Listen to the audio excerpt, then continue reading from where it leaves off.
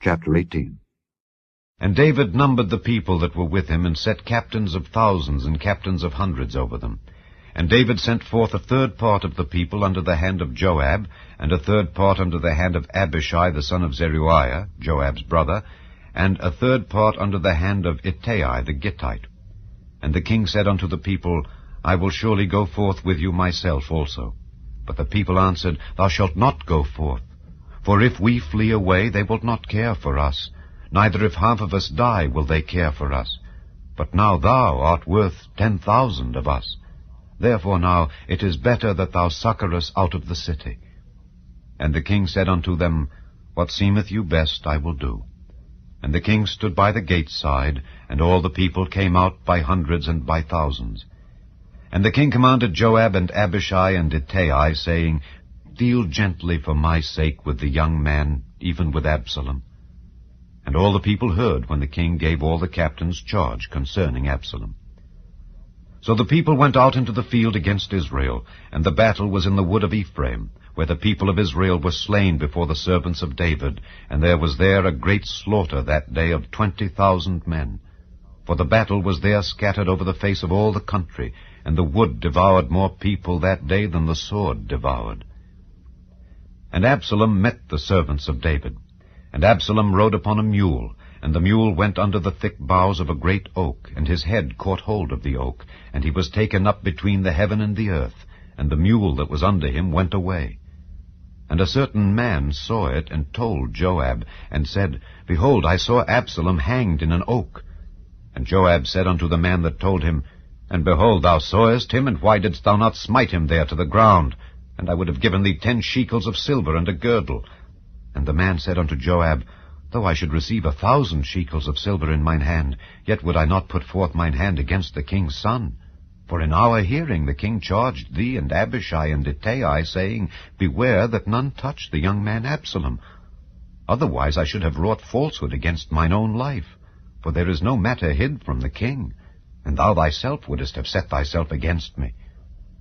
Then said Joab, I may not tarry thus with thee. And he took 3 darts in his hand, and thrust them through the heart of Absalom, while he was yet alive in the midst of the oak. And 10 young men that bare Joab's armor compassed about, and smote Absalom, and slew him. And Joab blew the trumpet, and the people returned from pursuing after Israel, for Joab held back the people. And they took Absalom, and cast him into a great pit in the wood, and laid a very great heap of stones upon him. And all Israel fled every one to his tent. Now Absalom in his lifetime had taken and reared up for himself a pillar which is in the king's dale. For he said, I have no son to keep my name in remembrance. And he called the pillar after his own name, and it is called unto this day Absalom's place. Then said Ahimaaz the son of Zadok, Let me now run and bear the king tidings how that the Lord hath avenged him of his enemies. And Joab said unto him, Thou shalt not bear tidings this day, but thou shalt bear tidings another day. But this day thou shalt bear no tidings, because the king's son is dead.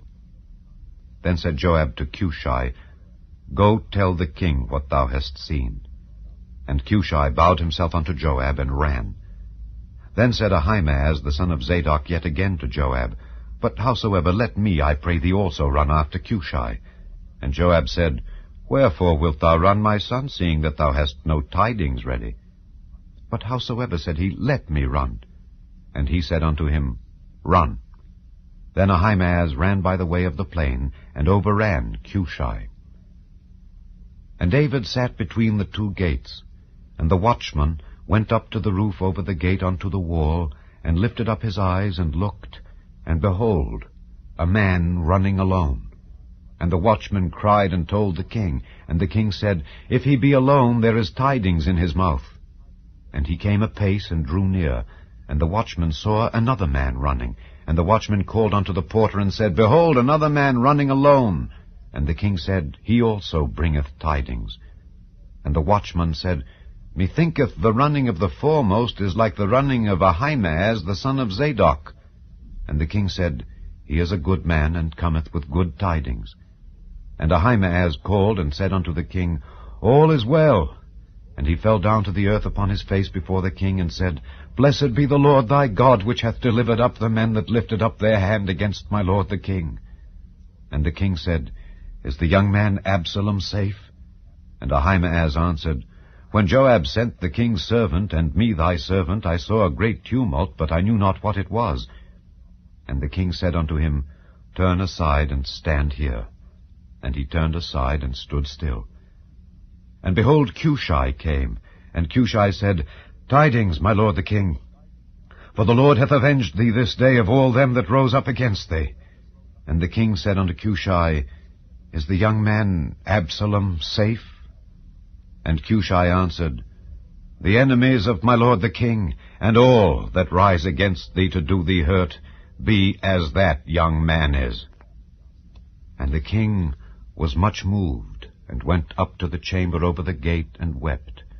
And as he went, thus he said, O my son Absalom, my son Absalom, would God I had died for thee. O Absalom, my son, my son.